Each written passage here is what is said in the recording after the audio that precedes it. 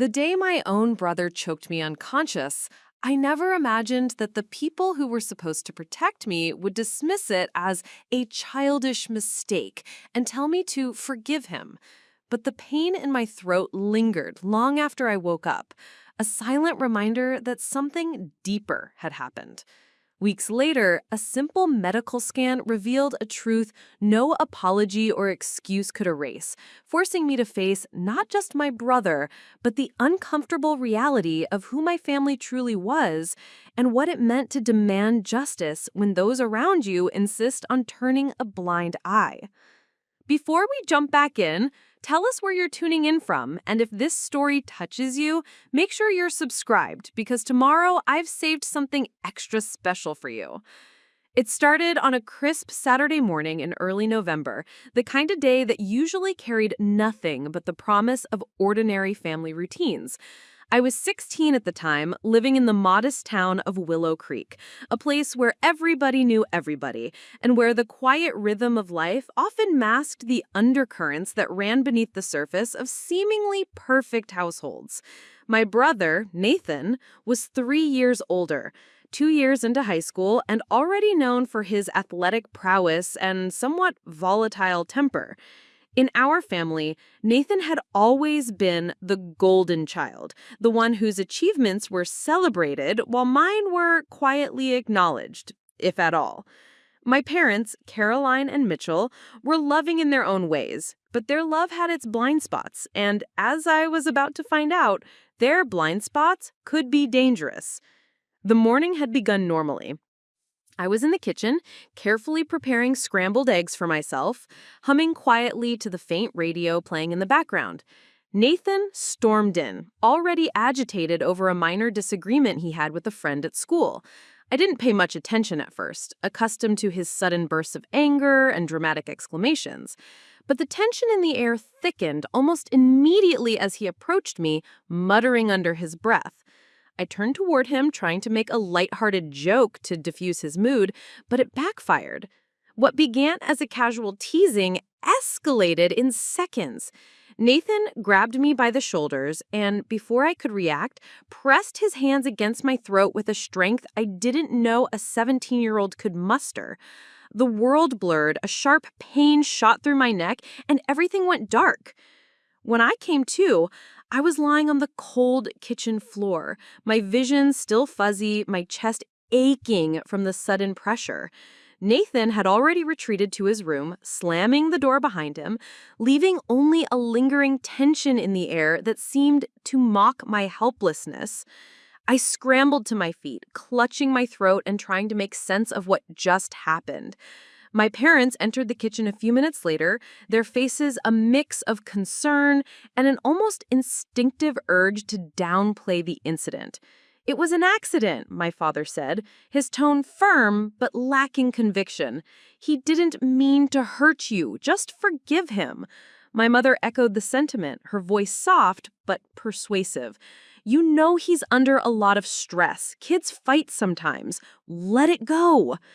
I wanted to scream to make them understand the intensity of what had just occurred.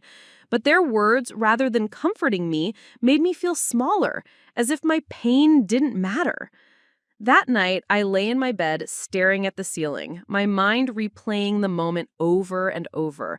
The throbbing in my neck was both physical and emotional, a constant reminder that the people closest to me were unwilling to acknowledge the severity of what had happened. I tried to rationalize it, telling myself that maybe my parents were right, that Nathan hadn't intended real harm. But the bruise forming on my throat, the soreness that made swallowing painful, and the tight knot of anxiety growing in my chest told a different story. There was something undeniable in the physical evidence my body was showing me, a truth my family refused to see. Over the next few days, I became hyper-aware of every interaction with Nathan. The house, which had always felt like a place of safety, now seemed like a minefield. I noticed how quickly he could switch from charm to aggression, how casually my parents would excuse his outbursts, and how powerless I felt in the face of a family structure that prioritized his reputation over my well-being. I began documenting small details, marks on my skin, the way he moved around me, the moments when the anger would flare and then subside. Each note was a private record of what they insisted wasn't happening. It was a strange combination of fear, frustration, and determination, an early spark of the fight I would soon have to face to assert that my experience was valid, undeniable, and worthy of acknowledgement. By the end of that first week, I realized that the path forward wasn't going to be as simple as waiting for my parents to notice the truth. Their advice to forgive Nathan had unintentionally silenced me, and the idea that I could simply move on felt impossible. I felt trapped in a paradox. On one hand, I was being told to overlook a violent act. On the other, my own body refused to ignore it. That tension became the backdrop of my daily life. At school, I tried to maintain normalcy, engaging in classes and activities, but the anxiety followed me, a constant reminder that the danger I had experienced was both real and unacknowledged. Each time I glanced at my reflection, I could see the faint red mark at the base of my throat, a physical testament to the night that had changed everything. It was in that state of heightened awareness that I decided to take the first concrete step toward uncovering the truth, a medical evaluation. My parents reluctantly agreed, more to appease my persistent insistence than out of genuine concern. The doctor performed a standard examination, noting the tenderness around my throat, but when I requested a scan for peace of mind, the skepticism in their eyes mirrored the skepticism at home. They questioned whether such a scan was necessary, whether I was overreacting, whether this was simply another teenage drama. I pushed back quietly, insisting that the pain wasn't just emotional, it was physical, and I needed an objective assessment to confirm that something real had happened. This decision, small as it seemed, would set the stage for the revelation that would shatter the false narrative my family had been holding on to for too long and ultimately force all of us to confront an uncomfortable truth we had been avoiding. The days after the throat scan revealed nothing outwardly catastrophic, but the lingering soreness and discomfort served as a constant reminder that my experience had been real, tangible, and undeniable. My parents, still clinging to their narrative of forgive and forget, insisted that the scan meant there was nothing to worry about, that my body had simply endured a minor strain, and that my emotional reaction had blown it out of proportion. But deep down, I knew the truth was different. The physical markers were only a small part of the story. The psychological and emotional impact of being choked by someone I should have been able to trust was far more insidious. The sense of vulnerability, of betrayal, gnawed at me, and it was only amplified by the dissonance between what I felt and what my parents were willing to acknowledge. In the weeks that followed, our household settled into an uneasy rhythm. Nathan continued his life mostly uninterrupted, moving through his days with the same confident ease he had always exhibited, while I carried a quiet weight that made every interaction feel like a potential minefield. It was in those moments, during ordinary mornings and shared dinners, that the hidden problem became most apparent. The family dynamics that had always existed, favoring Nathan's perspective, excusing his misbehavior, downplaying my concerns, were no longer subtle. They were stark and undeniable, and they painted a picture of a family system unwilling to confront uncomfortable truths. My parents, well-meaning in their own way, had created an environment where the priority was preserving appearances rather than protecting the vulnerable. And this realization unsettled me more than any single act of aggression. School provided a temporary escape, but not a refuge. While my friends were supportive, I could see the subtle differences in how they treated me after the incident. Some of them looked at me with concern, unsure of how to respond, while others seemed uncomfortable, as if the ripple of my personal trauma was something they had to navigate delicately. Even outside of school, at the local library or the coffee shop I often frequented, I found myself constantly aware of how carefully I moved, how I guarded my emotions, and how I interacted with my peers. The sense of vigilance, though exhausting, was necessary. I had begun to internalize the reality that the outside world would only see what I allowed them to see, and that my family, the people who should have been my first line of defense, had already failed in ways I was only beginning to fully understand. The tension with Nathan remained unpredictable. At times, he was charming, apologetic in the superficial sense, as if he knew the rules of maintaining the illusion of normalcy while avoiding real accountability. Other times, he was quick to anger, impatient with small frustrations, and physically intimidating even in minor confrontations. Every gesture, every glance, every movement carried weight, and I learned to read them all with heightened awareness.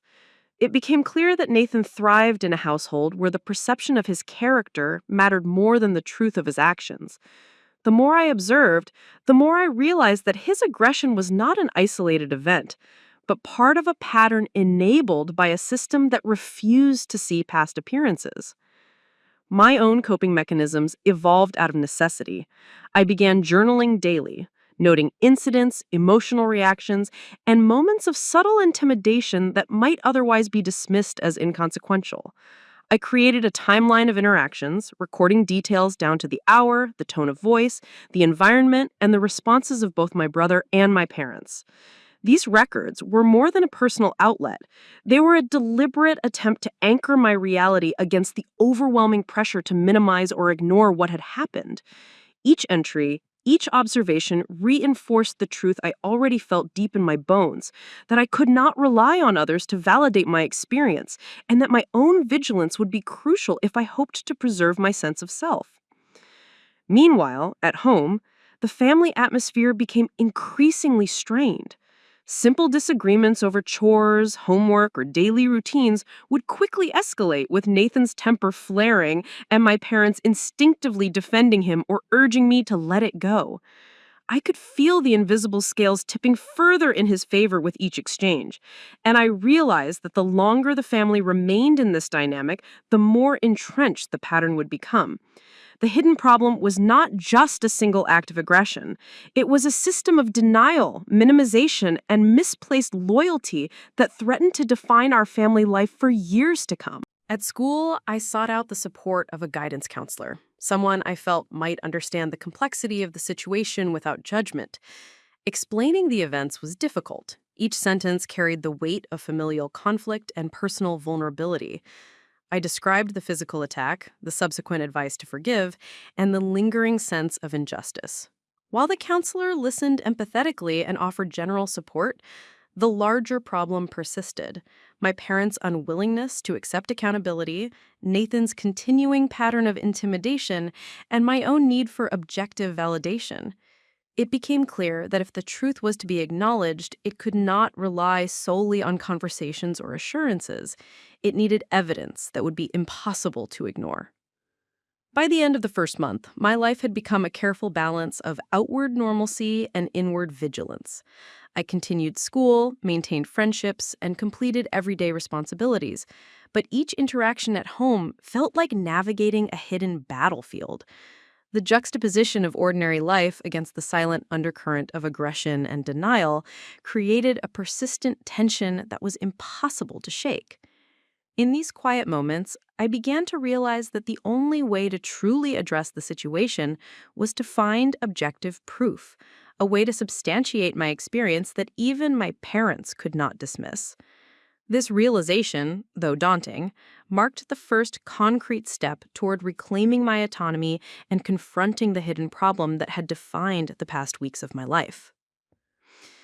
It was a cold Thursday afternoon, the kind that carried a quiet stillness in the air and made the usual sounds of Willow Creek feel muted. I had spent the morning at school, pushing through the distraction of lingering anxiety, trying to maintain a semblance of normalcy despite the invisible weight pressing down on me. By the time I arrived home, a sense of foreboding had settled in. Nathan was unusually quiet, lingering in his room longer than usual, and there was a tense energy in the house that I could feel even before stepping inside. The day had started like any other, but I sensed that the events about to unfold would irreversibly shift everything I thought I knew about my family, my brother, and myself. I was in the living room, reviewing homework and trying to focus on geometry equations, when I heard the familiar sound of the front door slamming and Nathan's heavy footsteps approaching. At first, I thought he had simply returned from football practice, but then came the sharp, almost accusatory tone in his voice that immediately raised my guard. Without warning, he shoved past me, bumping into the table with enough force to send papers flying. I recoiled instinctively, my heart racing, but I didn't expect what came next.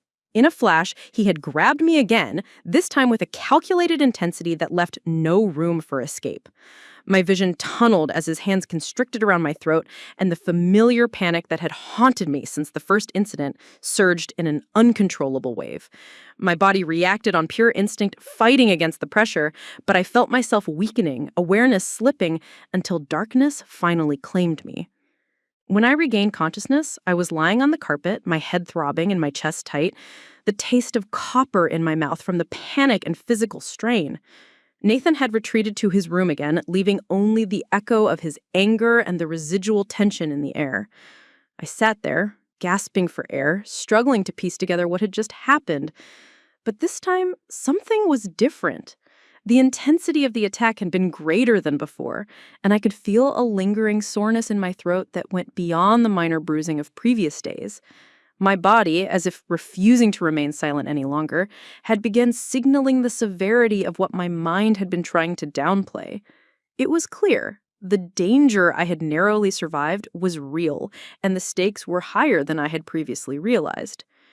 The inciting incident, though terrifying in itself, took on an even more insidious weight when my parents entered the room a short while later. They had heard the commotion, naturally concerned, but their reactions mirrored the same pattern I had come to know all too well.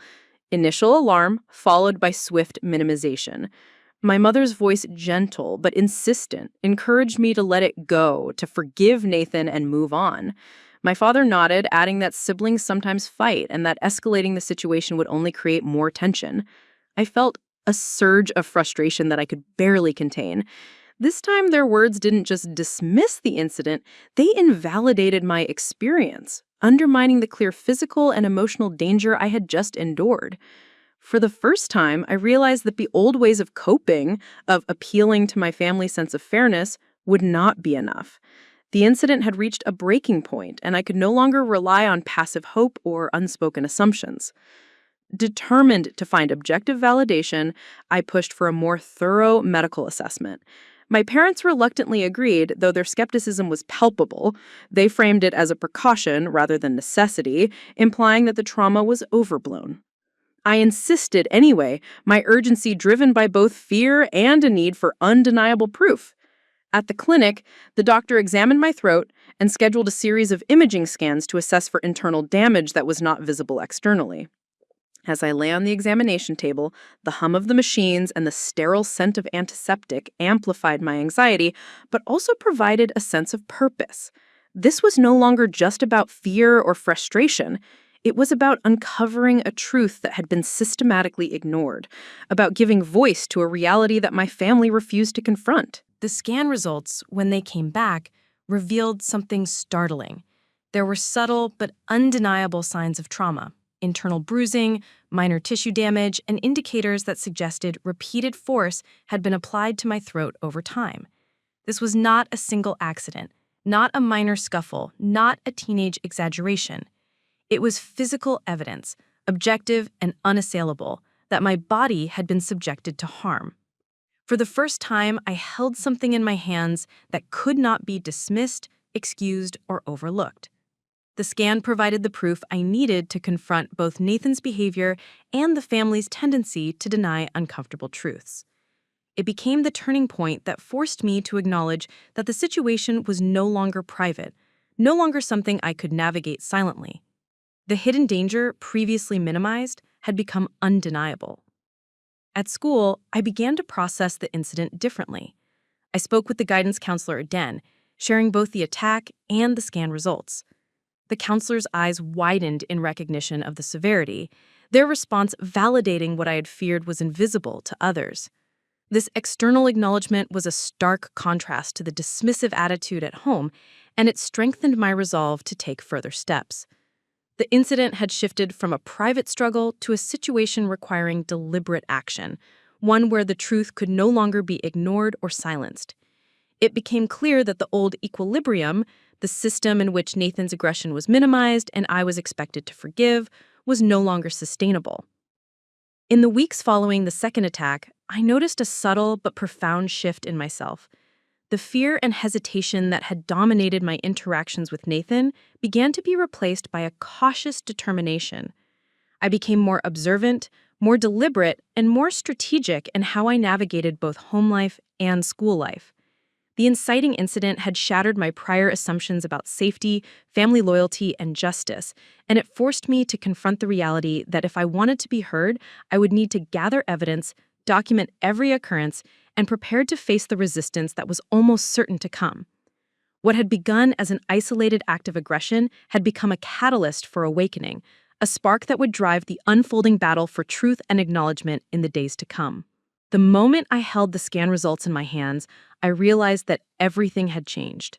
What had once been a private, painful experience now had objective proof backing it, and the scale of the situation was undeniable. The scans revealed clear signs of internal trauma that could not be dismissed as a minor accident or a sibling disagreement. As I stared at the images, tracing the faint but unmistakable bruising around my throat, a mix of fear, anger, and resolve surged through me. The reality was inescapable. My body had been harmed, my experience validated by science, and the cover-up my family had unconsciously maintained could no longer persist. This was my point of no return, the moment when silence and passive forgiveness ceased to be options. The decision to bring the scans into the open was fraught with anxiety. I knew that revealing them to my parents would force a confrontation, that their denial and instinct to protect Nathan might escalate into anger, defensiveness, or even gaslighting. Yet I also understood that keeping the evidence hidden would only perpetuate the cycle of harm, allowing Nathan to continue unchecked and leaving me powerless in my own home. The scans were no longer just a personal reassurance. They were a tool for accountability, a tangible way to prove the truth in a household where words alone had never sufficed. This realization gave me a strange combination of fear and empowerment, the knowledge that I was stepping into a space where the balance of power could finally be challenged. The first step came one evening after dinner. I placed the scans on the kitchen table, the hum of the refrigerator filling the otherwise tense silence. My parents' initial reaction was a mixture of confusion and skepticism. Caroline leaned in, adjusting her glasses as she studied the images, her brow furrowed in concentration. Mitchell hovered behind her, arms crossed, the familiar posture of guarded authority I had grown accustomed to. They both asked questions, each query veiled in concern, yet underscored by disbelief. "Are you sure this is serious?" my mother asked, her voice steady but quivering slightly. "It doesn't look that severe," my father added, scanning the images with a practiced eye that seemed to search for any reason to minimize what they were seeing. I remained calm, focusing on the details that mattered, explaining what each mark indicated, what the bruising implied, and how repeated force over time had led to internal trauma. The evidence was objective, clinical, and undeniable, leaving them little room to dismiss it entirely. Despite the clarity of the scans, the confrontation was far from smooth. Nathan, who had been in his room, emerged halfway through the discussion, feigning innocence and confusion. His reactions, a mixture of feigned surprise and subtle defensiveness, betrayed the truth that even he could not completely escape the implications of the evidence. My parents wavered, torn between protecting their eldest child and confronting the reality presented in front of them. The tension in the room was palpable, a physical weight pressing down on each of us, as if the house itself was holding its breath, waiting for a resolution that none of us were entirely ready to accept. For the first time, the narrative that had long shielded Nathan from accountability began to crack under the pressure of objective evidence. The point of no return became even clearer as external parties started to take notice. During a follow-up visit to the clinic, the doctor who had reviewed my scans emphasized the seriousness of repeated trauma to the throat. The medical professional's concern was clinical, impartial, and undeniable. This was no longer just a family conflict. It was a matter of documented harm that required attention beyond the confines of our household. Armed with the doctor's assessment and the scan results, I realized that I now had the authority to demand acknowledgement, to escalate the situation if my family continued to dismiss it. The power dynamic had shifted. Whereas previously my voice had been silenced or ignored, the combination of tangible evidence and professional validation gave me a leverage that could no longer be easily dismissed. At school, the incident began to take on another layer. Sharing portions of my experience with the guidance counselor had already provided emotional support, but now the objective evidence meant that any conversation carried the potential for formal intervention. I was no longer merely recounting feelings or experiences. I was presenting verified proof of harm that demanded consideration. This shift from subjective testimony to objective fact strengthened my resolve and clarified my next steps. I realized that confronting Nathan and my parents directly, while daunting, was no longer an optional choice, but a necessary one to prevent further harm and to reclaim control over my own life. The weeks that followed were a delicate negotiation of family dynamics. Every interaction with Nathan carried a heightened tension, his behavior alternately cautious and defiant, aware that the scans had exposed him in ways he could no longer hide. My parents oscillated between guilt, concern, and denial, creating a complex emotional landscape in which no single approach could suffice. It became clear that the objective evidence of the scan was a catalyst, forcing every member of the household to confront uncomfortable truths. Silence and avoidance were no longer viable strategies. The hidden patterns of aggression and denial were now illuminated, and everyone had to respond. By the end of this period, the house had shifted from a space of unacknowledged tension to one of unavoidable confrontation. The scans, the doctor's validation, and my own careful documentation had dismantled the previous equilibrium where denial and minimization had ruled. I had crossed the threshold into a space where truth could no longer be ignored, and while fear and uncertainty lingered, a quiet sense of empowerment had begun to root take. The first plot point had been reached. The evidence was undeniable, the hidden problem was exposed to outside scrutiny, and the stage was set for the rising conflict that would follow. I was no longer a passive observer of my own life. I was stepping into a role that demanded courage, strategy, and unflinching commitment to uncovering the truth, no matter the consequences. Once the scans were on the table and the undeniable proof of trauma had been presented, the tension in the household shifted from subtle to overt. Nathan, who had previously relied on the protective veil of parental denial, now faced a reality he could not ignore. Yet this revelation did not immediately resolve the conflict. Instead, it intensified it, creating a new phase of opposition where truth and resistance collided with increasing force. In the days that followed, I began to sense a mounting pressure, both internally and externally, as the implications of the scans rippled through every interaction, every glance, every shared moment in the house. The hidden problem, once silent and insidious, had evolved into an unavoidable confrontation that demanded attention. My own internal conflict deepened during this period. On one hand, I felt a surge of validation. The scans had confirmed my experience, proving that my body and my perceptions were trustworthy. On the other hand, revealing the truth meant breaking the fragile balance of family life I had once clung to. I wrestled with guilt and doubt, wondering whether escalating the situation would irreparably damage relationships I still cared about. Every decision carried weight.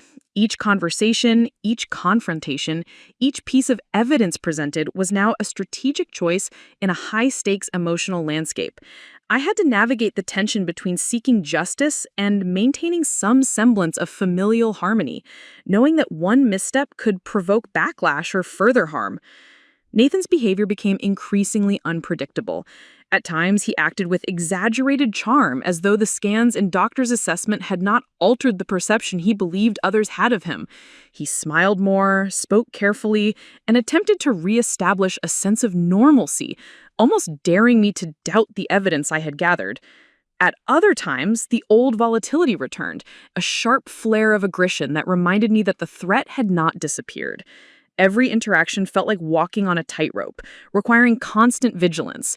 I became hyper-aware of his gestures, the tension in his shoulders, the quick movements of his hands, and the subtle ways he would try to assert dominance without overtly violating the boundaries that the scans had exposed. Living in the state of constant alertness was exhausting, but necessary. At the same time, my parents' reactions began to reveal the complexity of their own internal struggles. Caroline oscillated between guilt, concern, and denial. Mitchell, though stoic, displayed a defensive rigidity that became increasingly apparent as discussions about Nathan's behavior continued. They had been forced, by the evidence, to acknowledge that harm had occurred, but fully confronting the patterns of repeated aggression and their own complicity was a process fraught with resistance. Their instinct was still to protect Nathan, to preserve his reputation and their vision of the perfect family. Yet they could no longer ignore the objective evidence that now defined the reality of the situation. This tension created an environment where truth, while validated by medical proof, was still contested in the emotional and relational dynamics of our household. I realized that the rising opposition would not be limited to Nathan or my parents alone. There were friends, extended family, and peers at school who either didn't fully understand the situation or had preconceived notions about my brother. Sharing details became a careful exercise in strategy. I could not simply tell everyone the full story without risk of misinterpretation, judgment, or betrayal. At the same time, I knew that isolation would leave me vulnerable, a solitary voice against a network of disbelief or minimization. To navigate this, I began carefully curating the information I shared, presenting the scans to only those who could understand their significance, and framing my experiences in a way that highlighted the objective reality while protecting myself from potential judgment or dismissal. During this period, I also noticed the psychological impact of the situation taking hold in subtle but undeniable ways. Sleep became more elusive, replaced by restless nights of processing interactions, analyzing past incidents, and planning future steps. My concentration at school fluctuated as anxiety occasionally intruded, a reminder that trauma, even when documented and validated, leaves residual effects that ripple through every aspect of daily life. Yet, alongside these challenges, I felt a growing sense of empowerment. The knowledge that the truth was no longer hidden, that evidence existed to back my experience, gave me a quiet confidence that I could navigate the opposition strategically rather than reactively. To strengthen my position, I began meticulously documenting further incidents, minor as they might seem. Every aggressive gesture, dismissive remark, and subtle intimidation was recorded, creating a body of evidence that complemented the medical scans. Each entry reinforced my understanding that Nathan's behavior was not an isolated act, but part of a repeated pattern that could no longer be explained away. The rising opposition was not merely an abstract concept. It was concrete, observable, and increasingly resistant to denial. I was learning to anticipate challenges, to prepare for defensive reactions, and to maintain clarity in the midst of emotional turbulence. By the end of this stage, the household atmosphere had shifted into a tense equilibrium. Nathan continued to navigate his own defensive strategies, my parents' balance between concern and protective instinct, and I occupied a position of cautious empowerment, armed with objective evidence and a growing strategic mindset. The hidden truth, once obscured by denial and minimization, had emerged as an undeniable force, setting the stage for the major revelations and confrontations yet to come. The rising opposition was no longer abstract or hypothetical. It was real, immediate, and increasingly insistent, demanding a level of courage, preparation, and resolution that would define the next phase of the journey toward acknowledgement, accountability, and justice. The midpoint of this journey arrived with a quiet yet seismic shift, one that would redefine the entire trajectory of our household.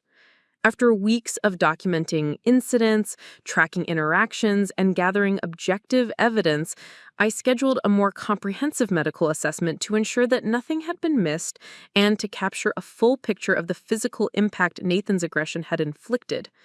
The doctor, an experienced specialist in internal trauma, conducted a detailed examination and reviewed the scans I had brought. As the images appeared on the monitor, the room fell into a tense silence. What unfolded next was nothing short of transformative. The medical professional identified clear, undeniable markers of repeated internal trauma, confirming that my experience was not isolated, not accidental, and not overstated.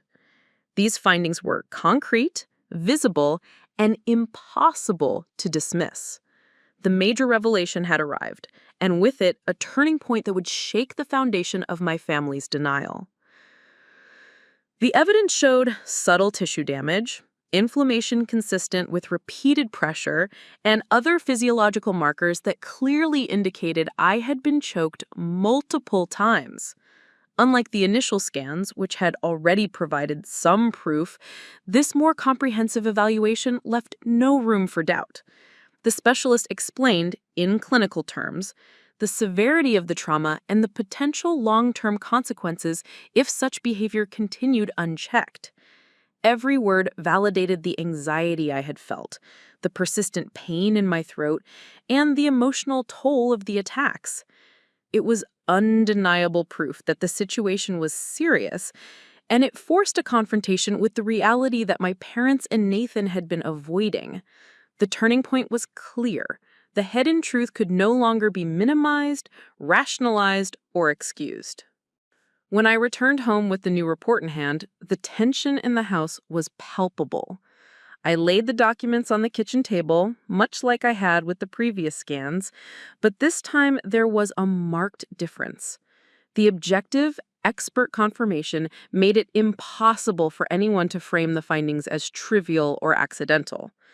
My parents examined the report, their expressions shifting through stages of disbelief, concern, and reluctant acknowledgement. Caroline's eyes lingered on the details, a mixture of worry and guilt crossing her features, while Mitchell remained rigid, trying to reconcile the evidence with his desire to protect Nathan.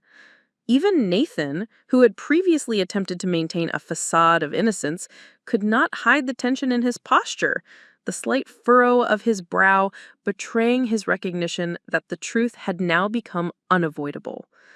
This major revelation reshaped the dynamics of our home. The previously hidden patterns of aggression, the dismissive attitudes, and the emotional minimization could no longer function as shields. Each family member was confronted with the undeniable reality that harm had occurred repeatedly and that the consequences could not simply be swept aside. The scans, coupled with the specialist report, crystallized the facts in a way that words alone could never achieve.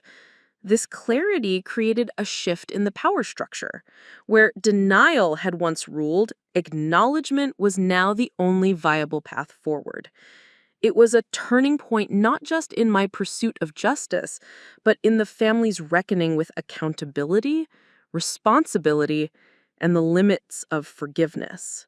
For me, the revelation carried both relief and weight. Relief because the validation of my experience meant I was no longer questioning my own perceptions or internalizing blame. Weight because the confrontation with undeniable proof meant the path ahead would require action, courage, and persistence. I could no longer hope for passive understanding or subtle acknowledgement. The truth demanded active response. The scans and report had shifted the stakes, transforming what had been a private struggle into a challenge that required strategic confrontation, careful navigation, and unwavering commitment to ensuring that accountability was recognized. The ripple effects extended beyond the immediate family. Armed with professional validation, I could approach friends, counselors, and other trusted adults with confidence, knowing that the evidence could withstand scrutiny. The midpoint of the story, the moment of undeniable proof, also strengthened my emotional resilience. No longer was I isolated by disbelief or invalidation. The tangible confirmation of trauma provided a foundation on which to build courage, strategy, and the capacity to assert boundaries. I began to feel an emerging sense of empowerment, a clarity of purpose that had been obscured by weeks of fear and uncertainty. At school, the revelation allowed me to engage with the guidance counselor and teachers more effectively. Sharing the specialist's findings provided a framework for understanding the repeated incidents, making the situation not just a personal narrative, but a documented concern that could be addressed through formal channels if necessary. This shift marked the transition from private suffering to public acknowledgement, a crucial step toward resolution. The scans and medical report were no longer just evidence. They were a catalyst for systemic recognition, a tool to hold those responsible accountable, and a shield against the continuing minimization of my experience. The midpoint also illuminated the path ahead. With undeniable proof, I recognized that the confrontation with Nathan and my parents would intensify. The evidence could no longer be ignored, and their reactions, defensiveness, rationalization, or denial, would likely escalate. I prepared myself for mounting resistance, for emotional turbulence, and for the inevitable need to assert my voice more forcefully than ever before.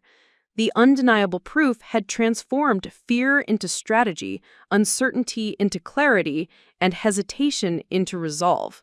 The major revelation was no longer just about the physical evidence. It was about reclaiming agency, asserting truth, and preparing for the confrontation that would define the next phase of this journey. The moment of ultimate confrontation came quietly, yet its emotional weight was seismic. After weeks of gathering evidence, securing professional validation, and documenting every subtle sign of aggression, I realized that I could no longer protect Nathan or shield him from the consequences of his actions. This was the point of no return, the all-is-lost moment where I had to make a choice: continue accommodating the denial and dysfunction that had defined our household, or finally assert the truth and expose the reality that had long been buried. The decision was terrifying, not because I doubted the evidence or the legitimacy of my experience, but because I knew that revealing it fully would rupture the fragile semblance of family life and challenge loyalties that had long been unquestioned. I began by preparing myself mentally and emotionally for the confrontation. Each day, I reviewed the scans, the specialist's report, and my detailed records of incidents, internalizing not just the facts, but the weight of the truth they represented. I rehearsed how I would speak, anticipating defenses, justifications, and rationalizations that Nathan or my parents might employ. The goal was not vengeance. It was accountability, clarity, and safety. I needed to communicate firmly, objectively, and unwaveringly, because this confrontation would determine whether my voice, long suppressed, long minimized, would finally be acknowledged. The magnitude of the choice pressed down upon me, a mixture of fear, responsibility, and resolve that made sleep restless and mornings heavy with anticipation. When the day arrived, the atmosphere in the house was thick with tension. Nathan, sensing the inevitability of exposure, moved with a caution that was both unfamiliar and unsettling. My parents, still clinging to the hope that the situation could somehow be diffused or minimized, oscillated between concern, denial, and defensive protectiveness. The dynamic that had previously allowed Nathan to operate with impunity now faced a challenge that could no longer be avoided. Every glance, every gesture, every pause carried significance, as if the house itself recognized the gravity of what was about to unfold. I could feel the shift in energy, the pivot from covert denial to overt confrontation, and the realization that the culmination of weeks of preparation had arrived. I presented the scans and the specialist report once again, this time not as a suggestion, not as a plea for recognition, but as an irrefutable record of repeated trauma. I explained the significance of each mark, each indicator of internal injury, and the repeated pattern of harm that had occurred. Nathan's expression was a mixture of incredulity and defiance, but the weight of evidence made his usual strategies of charm and manipulation increasingly ineffective. My parents, though visibly shaken, could no longer maintain their dismissal. The confrontation exposed the fault lines that had long existed beneath the surface of our family dynamic, making visible what had been hidden: a pattern of aggression, a culture of minimization, and a need for accountability that could not be postponed. The confrontation forced my parents to choose sides, whether they realized it or not. Their instinct had been to protect Nathan, to preserve family harmony, and to avoid acknowledging the full weight of the truth. But faced with undeniable proof, they could no longer remain neutral. The moment demanded clarity, decisiveness, and accountability. I could sense their internal struggle, the tension between parental instinct and objective reality, between protecting a child and honoring the truth. This was the crucible in which loyalties would be tested, relationships recalibrated, and the foundation of the family challenged in ways that would resonate long after the immediate confrontation ended. Emotionally, this was the lowest point yet. The fear of repercussions, the potential fracture of familial bonds, and the uncertainty of what would come next pressed on me with relentless intensity. The confrontation was cathartic, yes, but it also revealed the depth of resistance and denial that had previously masked the severity of the situation. I was no longer just dealing with past events. I was confronting an active, living tension that demanded courage, clarity, and resilience.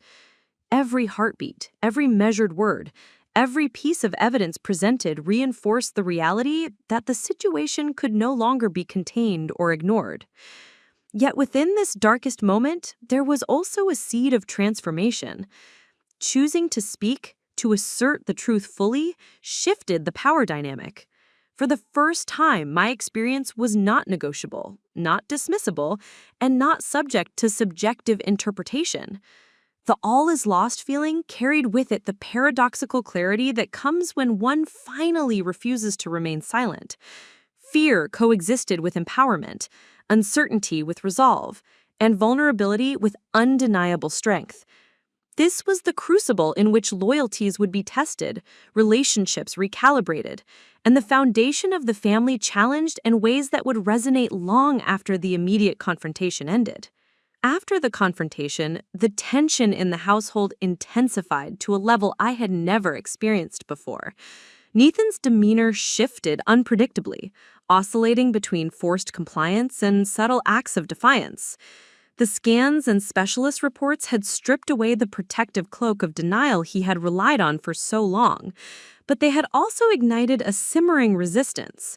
I could feel it in the way he moved through the house, the tone of his voice in casual remarks, and the brief, calculating glances that betrayed his awareness that he was no longer untouchable.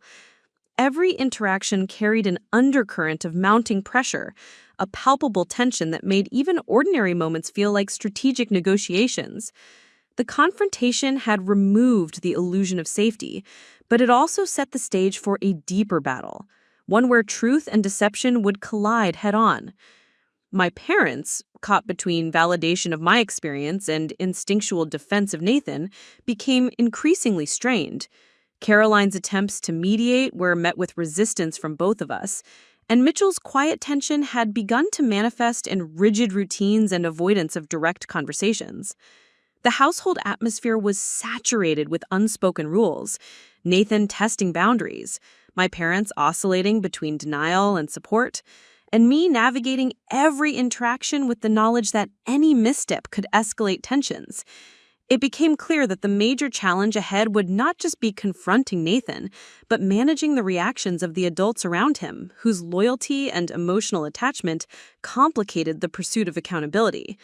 The mounting pressure was relentless, infiltrating every corner of daily life, from meal times to homework sessions, from casual exchanges to moments of silence. In the days that followed, I noticed that Nathan's strategies became more calculated. He began subtle attempts to undermine my credibility, making remarks to mutual friends, sowing seeds of doubt, and attempting to rewrite the narrative of past incidents. Though the evidence I held was indisputable, the social and emotional dynamics added a layer of complexity that tests any pursuit of truth. Friends and peers were often unsure which side to believe, influenced not just by facts, but by the charm and charisma Nathan wielded so effectively. I realized that the mounting pressure was not simply about internal family conflict. It extended outward, challenging my ability to maintain authority over my own story, protect my integrity, and navigate a web of interpersonal dynamics that threatened to dilute the power of the truth. The emotional toll of this mounting pressure was immense. Nights became restless as my mind replayed the confrontation, analyzed Nathan's latest maneuvers, and anticipated future escalations. I experienced waves of anxiety, moments of despair, and an underlying fear that, despite all the objective evidence, the truth might still be questioned or dismissed. Every decision became strategic: when to speak, when to record incidents, when to involve external authorities. Each action carried potential consequences that could either reinforce or undermine my pursuit of accountability. The stakes were no longer confined to my immediate experience. They encompassed social perception, family relationships, and the long-term recognition of justice and safety. Amid this tension, I leaned heavily on documentation and objective evidence to maintain clarity. Each interaction with Nathan, each conversation with my parents, and every subtle display of aggression was meticulously recorded. I began to create a comprehensive timeline connecting past incidents with current behavior and overlaying it with the medical scans and specialist assessments. This process, though exhausting, provided a mental framework that allowed me to separate emotional turmoil from strategic action. The mounting pressure became more manageable when viewed through the lens of evidence, transforming anxiety into deliberate preparation and helping me maintain control over the narrative in a household increasingly fraught with tension. At school, the ripple effects of the confrontation began to surface. Teachers and counselors, previously aware of my situation only through anecdotal reports, now recognized the severity and the complexity of the ongoing conflict. The specialist's documentation, coupled with my meticulous records, allowed me to engage with these authority figures with confidence, presenting an unassailable case that framed the situation objectively. This external validation, though not a solution in itself, reinforced my ability to withstand the pressure at home. It became clear that accountability would require persistence, strategic communication, and the support of those willing to act on objective evidence. Nathan's behavior, though tempered by awareness of the scans and professional assessments, became increasingly manipulative. He employed subtle intimidation tactics, veiled threats, and psychological games designed to erode my confidence and create self-doubt. Every interaction was a test, and the mounting pressure manifested not only in fear, but in vigilance, forcing me to develop new strategies for personal safety, boundary setting, and emotional resilience. The growing complexity of the situation revealed that this battle for truth was as much psychological as it was physical. It demanded a level of awareness and fortitude I had never needed before, highlighting the reality that uncovering truth often comes with a corresponding escalation in opposition and challenge. Through this crucible, I began to notice a gradual strengthening of my own resolve. The mounting pressure, while intense and exhausting, clarified my purpose. Each challenge reinforced the necessity of persistence, documentation, and strategic confrontation. I realized that the truth, once exposed, does not immediately resolve conflict. It creates new layers of tension, resistance, and opposition that must be navigated with care. The second pinch point was not just a test of courage, but a trial of endurance, strategic thinking, and emotional fortitude. It marked the phase of the journey where stakes were highest, resistance most acute, and the path to resolution required both resilience and clarity. By the end of this stage, I had reached a crucial understanding. The mounting pressure was not a signal to retreat or give up, but a measure of the importance of what I was pursuing. The confrontation, the evidence, and the escalating resistance from Nathan and the family network underscored that the path to truth and accountability was never easy, but each challenge reinforced the necessity of steadfastness. The stage was set for the next critical moment, where the consequences of speaking out, the confrontation with deception, and the potential for both vindication and backlash would reach their apex, shaping the trajectory toward ultimate resolution. The aftermath of escalating confrontation and mounting pressure brought me to the lowest point I had yet encountered in this ordeal. The truth I had fought so hard to establish, the undeniable scans and medical reports, the meticulous documentation, all of it now weighed heavily upon me, not as a source of empowerment, but as a reminder of the magnitude of the consequences I faced. The house, once a place of routine and relative comfort, had transformed into an environment of tension, suspicion, and silent judgment. Nathan's subtle manipulations persisted, and my parents' conflicted loyalty created a persistent undercurrent of instability. Every interaction seemed a minefield, where a single misstep could spark emotional or psychological retaliation. The clarity of the truth, instead of providing immediate relief, amplified the isolation and pressure that came with insisting on accountability. Emotionally, the situation became a crucible. Sleep was fragmented by anxiety, replaying confrontations, interactions, and moments of potential escalation. Each day carried the fear of retaliation or emotional withdrawal, and each night brought a sense of vulnerability that I had never fully felt before. The tension in the household was now palpable, even in silence. Even the absence of overt conflict felt heavy, charged with the potential for sudden eruptions. Nathan, while restrained by the awareness of the evidence, employed psychological tactics that made the atmosphere feel oppressive. Slight insinuations, calculated stares, and verbal barbs designed to undermine confidence. It was exhausting to maintain composure, document interactions, and anticipate strategies while also protecting my emotional and physical well-being. Isolation became an uninvited companion. Friends, teachers, and extended family who previously supported me now appeared cautious, uncertain how to engage without being drawn into conflict or misinterpreted as taking sides.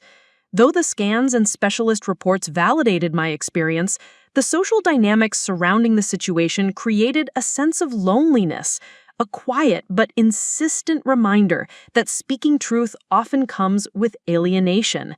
The emotional toll was significant. Moments of despair, doubt, and self-questioning emerged, threatening to erode the confidence I had painstakingly built through weeks of preparation and careful documentation. It became increasingly clear that the pursuit of justice and accountability was as much a test of endurance as it was a test of courage. At the same time, I began to recognize the physical manifestations of stress and trauma. The constant tension and vigilance led to headaches, muscle tightness, and difficulty focusing. Even minor incidents of friction or disagreement could trigger heightened physiological responses, reinforcing the pervasive sense of vulnerability. Despite the objective proof of my experience, the human dynamics surrounding it created a new layer of challenge, reminding me that validation alone could not shield me from the consequences of exposing long-hidden truth. The lowest point was defined not by lack of evidence or clarity, but by the emotional and physical toll exacted by confrontation, resistance, and the fractured support network around me. During this phase, self-doubt became an insidious adversary. I questioned my choices, wondering if insisting upon accountability had been too ambitious or reckless. Would family relationships survive this disruption? Could Nathan change, or had I permanently fractured the household? These questions, though rooted in genuine concern, were amplified by fear and emotional fatigue. The isolation, the mounting opposition, and the constant vigilance required to maintain clarity created a profound sense of vulnerability. The truth, once a source of empowerment, now carried a weight that threatened to overwhelm the emotional resources I had relied upon. Yet within this darkness, a subtle but crucial realization emerged. The lowest point, while painful and disorienting, was also a measure of how far the truth had reached. The evidence could not be erased, the patterns could not be ignored, and the confrontation could not be undone. The intensity of the backlash and emotional strain confirmed that the situation had moved beyond mere personal conflict. It had entered a space where accountability, courage, and the pursuit of justice demanded full engagement, even in the face of extreme discomfort. The darkest moments were also indicators that the stakes were meaningful, that the truth carried transformative potential, and that persistence, even when painful, was necessary. I began to take small but deliberate steps to protect myself during this period. Setting emotional boundaries with Nathan, seeking support from trusted adults outside the family, and reinforcing my own mental and physical resilience became essential practices. Each action, no matter how modest, reinforced the principle that speaking truth, though costly, was also a source of power. The dark night of the soul was, paradoxically, a crucible of strength. It demanded endurance, reflection, and strategic clarity while simultaneously preparing me for the climactic phase of confrontation and resolution that was imminent. By the end of this period, the depth of emotional, psychological, and social challenge had crystallized the necessity of courage. I understood that the lowest point, the peak of isolation, fear, and backlash, was not the end of the journey but a prelude to the final push. The trials I faced had revealed the resilience I possessed and highlighted the importance of unwavering commitment to truth, even when personal costs were high. The stage was set for the next phase, where objective evidence, courage, and confrontation would converge in a climactic battle for recognition, justice, and resolution. The final push arrived like a tidal wave, unstoppable, and demanding every ounce of focus, preparation, and courage I could summon. After weeks of confrontation, documentation, and navigating the mounting pressure of resistance, it became clear that the truth could no longer remain confined to whispered accounts and medical reports. It needed a formal platform, a moment where the evidence could be presented clearly, objectively, and publicly, forcing acknowledgement and accountability. This was the climax of the struggle, the point where courage met consequence, and where all the preparation, strategy, and emotional fortitude I had cultivated would be tested in a single defining confrontation. I coordinated with the guidance counselor at school and a trusted family friend to arrange a mediated discussion that included my parents, Nathan, and an external authority who could provide oversight and ensure that the evidence would be reviewed objectively. The purpose was not to vilify Nathan, but to present a comprehensive picture of repeated aggression, to expose the pattern that had been denied for so long, and to create an environment where accountability could be enforced in a constructive and legally or institutionally recognized manner. The day of the confrontation, I felt a mixture of nervous anticipation and steely resolve. Every detail mattered: the placement of the scans, the sequencing of incidents in the documentation, and the way I would articulate my experience to leave no room for misinterpretation. As the meeting began, I presented the timeline first, carefully outlining every incident, the corresponding dates, and the observable patterns of behavior. The clarity of the record drew immediate attention as the external authority followed the chronology meticulously, occasionally pausing to review the scans and specialist reports. I could sense the tension in Nathan, the subtle shift in my parents' demeanor, and the gravity of the moment settling over the room like a tangible weight. The evidence spoke louder than any argument, yet the act of presenting it, of asserting my voice without hesitation or apology, was itself a transformative step. For the first time, the truth was not filtered through denial, emotion, or familial loyalty. It was examined under objective scrutiny. When I introduced the scans and medical reports, the room shifted again. The specialist's assessment, combined with the detailed documentation of repeated incidents, left no ambiguity. Every indication of internal trauma, every marker of repeated harm, was now formally recognized by an impartial professional. Nathan's attempts to deflect or rationalize his behavior faltered, his usual strategies of charm and deflection rendered ineffective in the face of such concrete evidence. My parents, confronted with the irrefutable facts, had to reconcile their protective instincts with the undeniable reality. The final push had transformed theoretical confrontation into formal acknowledgement, elevating the truth to a space where accountability could no longer be denied or postponed. The tension in the room was palpable as the external authority asked questions, clarifying details and examining the pattern of behavior in a neutral and methodical manner. Each query reinforced the objective nature of the evidence and highlighted the seriousness of repeated aggression. Nathan, though still resistant, began to understand that the consequences of continued denial were unavoidable. The formal confrontation transformed what had been a private struggle into a public reckoning, where deception could not hide behind charm, familial loyalty, or selective memory. The evidence now carried authority, and the moment demanded recognition, responsibility, and action. Emotionally, the final push was both exhausting and liberating. The intensity of presenting the truth, defending it, and navigating Nathan's subtle challenges required complete focus and emotional discipline. Yet within that tension was a profound sense of empowerment. I was no longer silenced, no longer dependent on hope that others would understand. The objective evidence and careful preparation gave me confidence, a sense of legitimacy, and the knowledge that my voice was being heard with authority. The act of asserting truth in a controlled and strategic environment transformed fear into resolve, isolation into agency, and emotional vulnerability into deliberate action. The culmination of the confrontation brought immediate consequences. The external authority recommended formal interventions, both to ensure my safety and to address Nathan's repeated aggression. These steps included counseling, monitored interactions, and ongoing documentation to prevent future incidents from being minimized or ignored. The process was structured, procedural, and impartial, creating a framework where accountability was not optional. For the first time, the truth had tangible consequences, a system-level acknowledgement that repeated aggression was unacceptable, harmful, and required intervention. The final push had achieved its goal, not through emotion or conflict alone, but through meticulous preparation, objective evidence, and courageous articulation of personal experience.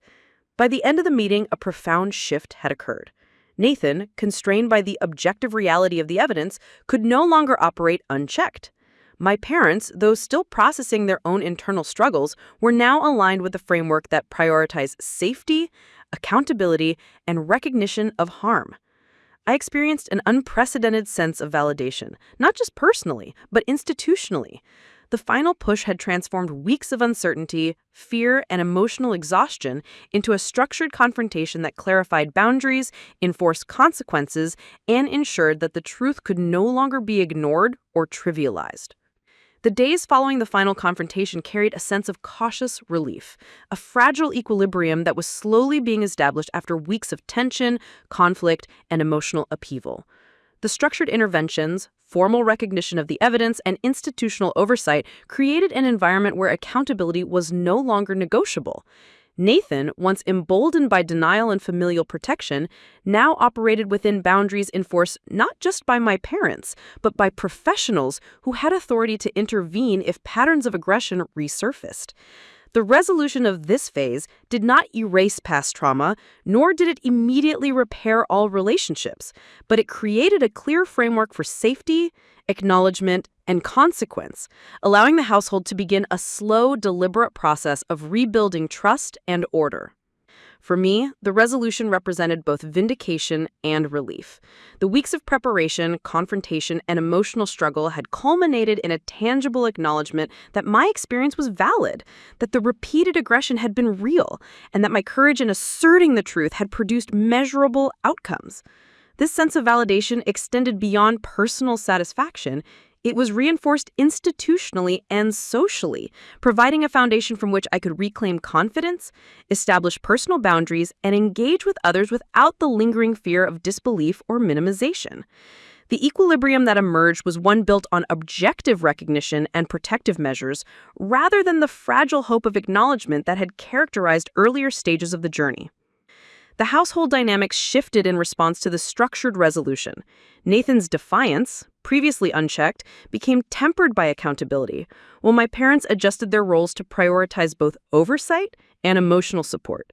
Caroline, who had struggled between instinctual protection and acknowledgement of harm, gradually assumed a more active role in reinforcing boundaries, ensuring that safety protocols were respected, and that patterns of past aggression were not repeated. Mitchell, previously conflicted, demonstrated a greater willingness to align with objective evidence and professional guidance, creating a consistent framework that reinforced the lessons learned through confrontation. This shift, though subtle, created a new normal, a family environment where truth, accountability, and safety were no longer negotiable, but foundational. Externally, the resolution had ramifications beyond the immediate household. School administrators, counselors, and trusted adults who had been briefed on the situation implemented strategies to ensure ongoing monitoring and support. Nathan's repeated patterns of behavior, once minimized, were now formally recognized, with interventions designed to encourage behavioral change, accountability, and structured guidance. The professional involvement and documented consequences established a precedent, signaling that repeated aggression could not be ignored and that objective evidence, when properly presented, would result in tangible action. This broader recognition reinforced the power of persistence, preparation, and courage in confronting denial and deception. Emotionally, the resolution allowed for a gradual release of the intense tension that had dominated daily life. While residual anxiety and mistrust remained, natural responses to weeks of manipulation, aggression, and confrontation, the validation of my experience provided a foundation for rebuilding confidence, establishing personal safety, and navigating relationships with greater clarity. I began to reclaim routines, engage in social interactions with renewed assurance, and focus on long-term personal growth rather than immediate survival. The resolution was both practical and symbolic, marking a transition from reactive vigilance to proactive empowerment, and from fear-driven behavior to deliberate, confident action.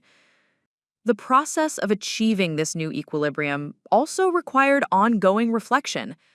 The confrontation, the evidence, and the interventions highlighted the importance of persistence, strategy, and courage in the pursuit of truth. I internalized the lessons learned, the necessity of documentation, the value of professional validation, and the power of asserting boundaries, even in the face of emotional and social resistance. These insights not only reinforced the immediate resolution, but also prepared me for future challenges, equipping me with tools to navigate complex interpersonal dynamics, protect personal safety, and advocate effectively in situations where truth and accountability are contested. Over time, the household began to stabilize, with predictable routines and clear expectations reinstated. Nathan, constrained by both professional oversight and parental enforcement of boundaries, gradually demonstrated more controlled behavior, though the transformation was ongoing and required consistent reinforcement. My parents, having confronted the reality of repeated aggression, shifted their focus from denial and protection to accountability, support, and active engagement in creating a safe environment. The equilibrium that emerged was neither perfect nor effortless, but it represented a substantive transformation from the chaos, fear, and denial that had previously defined daily life. The resolution also carried a sense of moral vindication, the courage to assert the truth, to confront both deception and complicity, had produced consequences aligned with justice and accountability. Nathan could no longer operate in secrecy, familial denial could no longer mask patterns of harm, and the professional validation of evidence ensured that the past could not be rewritten or minimized. This sense of vindication extended beyond personal experience to the broader understanding that courage, persistence, and objective evidence are critical in achieving accountability in situations where deception, minimization, or denial obscure the truth. By the end of this phase, the new equilibrium was not merely a return to routine, but a redefinition of the household's foundation. Safety, accountability, and recognition of truth became central pillars, providing a platform for ongoing growth, healing, and empowerment.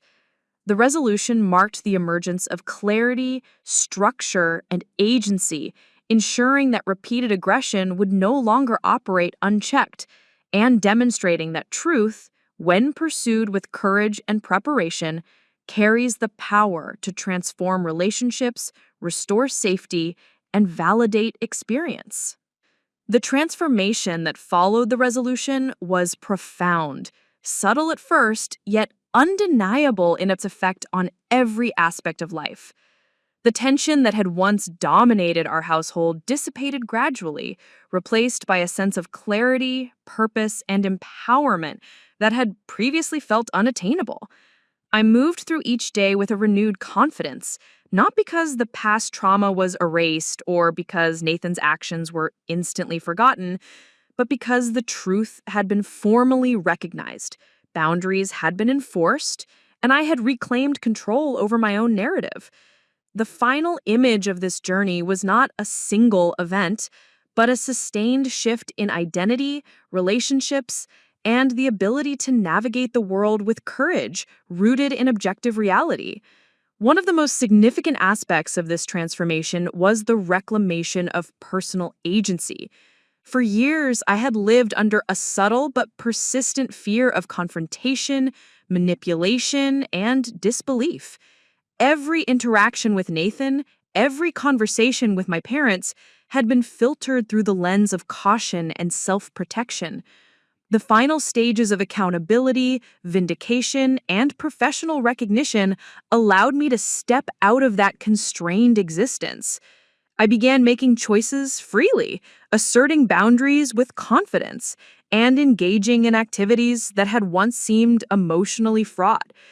The act of living authentically, grounded in the recognition of my own experience, became a powerful symbol of transformation, reflecting the journey from fear to empowerment, from silence to voice, and from vulnerability to strength.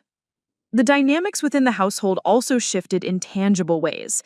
Nathan, aware that repeated patterns of aggression were now being monitored and held accountable, demonstrated greater behavioral restraint.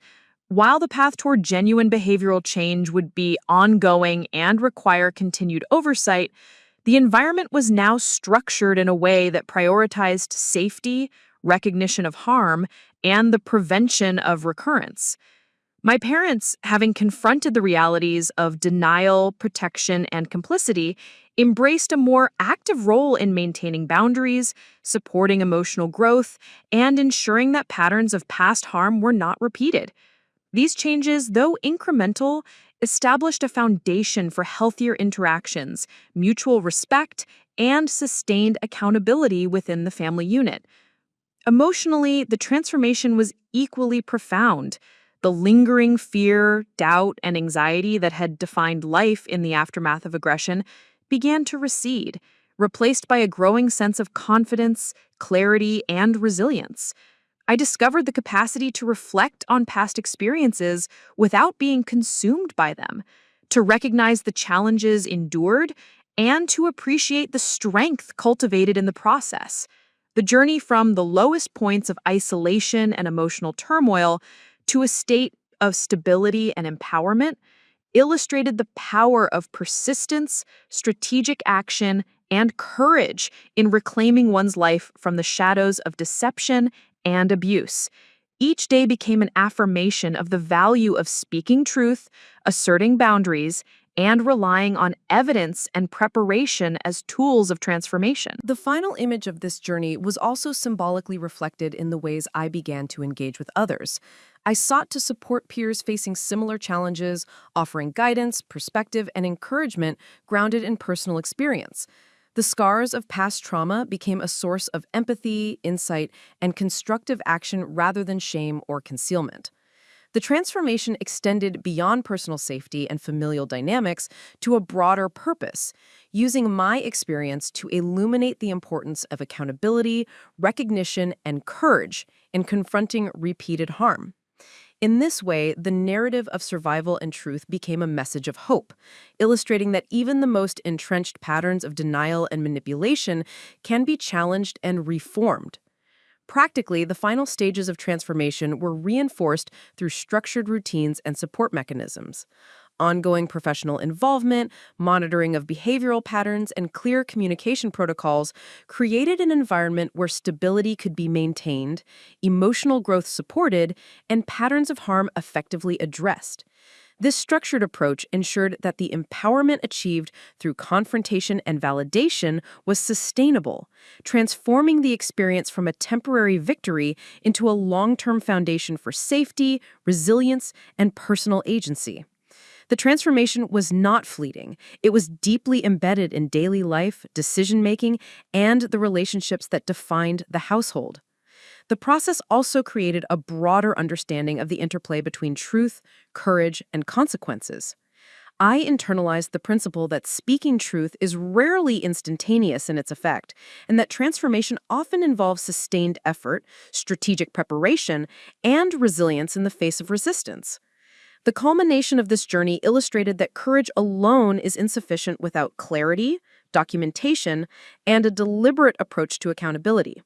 It highlighted the importance of engaging external authority and objective evidence in confronting deception and minimizing the risk of dismissal or minimization. This insight became part of the final image of the journey, underscoring the ongoing relevance of vigilance, preparation, and courage in the pursuit of justice and personal integrity. Ultimately, the transformation was marked by a renewed sense of purpose. I moved forward not as a passive participant in the drama of past aggression, but as an empowered individual capable of shaping my own narrative and influencing others positively. The scars of the past, once sources of pain and vulnerability, became symbols of resilience, proof of the courage to confront deception, and inspiration for action rooted in truth.